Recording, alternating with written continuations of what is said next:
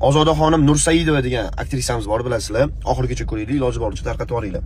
Ana o'sha opani klip jarayoniga meni Sabrina degan tanishimni chaqirishgan massovkaga. Qiz borgan paytda gelikka oldidan o'tib berasiz deb aytishgan. Eng qizig'i gelik qurildi, 16 yoshga to'lmagan, voyaga yetmagan, pravasi bo'lmagan qiz o'tkazib qo'yishgan. U qiz kabukda bo'lgan. Sabrina gelikka oldidan o'tayotgan paytda qizni bosib ketgan Sabrinani. Tosh so'ylari singan 4 tonnali mashina. Hozir 9 soatlik operatsiyani boshdan o'tkazib, necha kun komada yotib, operatsiyadan chiqdi. Eng qizig'i tirik qolmaydi deb aytishgan, tirik qoldi.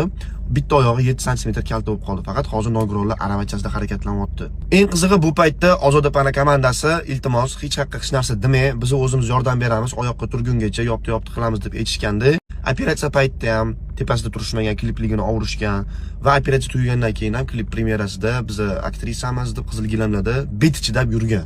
Videoni keraklicha tarqatinglar, tegishli joylarga yetib borsin va Ozoda Nursaidova ham, rulda bo'lgan qizaloq ham va o'ttiga productionlar rejissyorlarigacha qonun oldida javob berishi kerak. Chunki bitta odamni salkam o'limdan qoldirib, nogiron qilib qo'yib, mana bitta qonun oldida javob bermasdan bemalol yurishga haqqi yo'q hech kimni.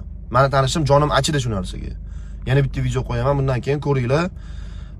Pagnali.